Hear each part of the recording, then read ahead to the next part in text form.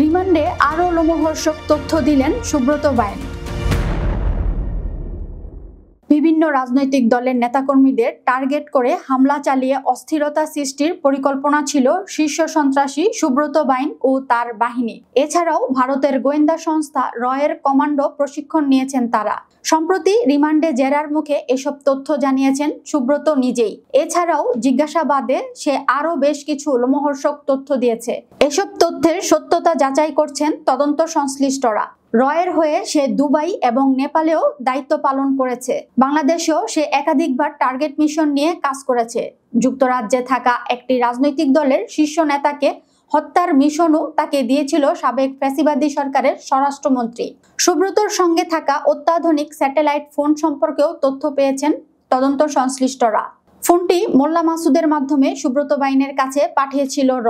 এছাড়া বাংলাদেশে কথিত আয়নাঘরে আটক থাকা অবস্থায় বিশেষ প্রয়োজনে সুব্রত বাইনকে দূরবর্তী টার্গেটকে লক্ষ্য করে আঘাতের প্রশিক্ষণ দেওয়া হয়েছে।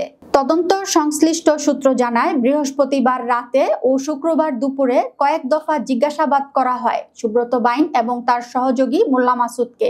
ভারতের বিশেষ দুইটি গোয়েন্দা সংস্থার সঙ্গে নিবিড় যোগাযোগ ছিল কিনা এ বিষয়ে প্রশ্ন করা হলে সুব্রত প্রথমে নীরব থাকে। এক পর্যায়ে সে জানায়, রয়ের হয়ে নেপাল ও দুবাইও দায়িত্ব পালন করেছে। বাংলাদেশে হত্যার মিশনের বিষয়টি কৌশলে এড়ানোর চেষ্টা করছে সুব্রত বাইন। তদন্ত কর্মকর্তাদের প্রশ্নবাণে সে আরও অনেক লোমহর্ষক তথ্য দিয়েছে। গোয়েন্দা সূত্রে জানা গেছে, গোয়েন্দা জিজ্ঞাসাবাদে দেশকে অস্থিতিশীল করার মিশনে নেমেছিল বলে জানান তারা। টার্গেট কিলিং এর পর ক্ষমতার দ্বন্দ্বে এক দলের নেতাকে অন্য দলের নেতারা খুন করেছে বলে তা প্রচার করাও পরিকল্পনা ছিল তাদের। টার্গেটকৃত তিন দলের বিএনপি, জামায়াত ও এনসিপির ভিতর রাজনৈতিক দূরত্ব তৈরি হলে আওয়ামী লীগ সুবিধাজনক অবস্থানে চলে আসবে বলে তাদের ধারণা ছিল।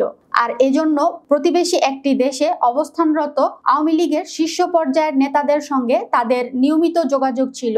অস্ত্র, গুলি ও ক্যাডারদের জন্য টাকাও পাঠাতো ওই নেতারা। হুন্ডির মাধ্যমে টাকা তাদের কাছে পৌঁছে দেওয়া হতো। হুন্ডির টাকা বেশিরভাগই লেনদেন হয় যশোর, কুষ্টিয়া ও ঝিনাইদহ সীমান্তে।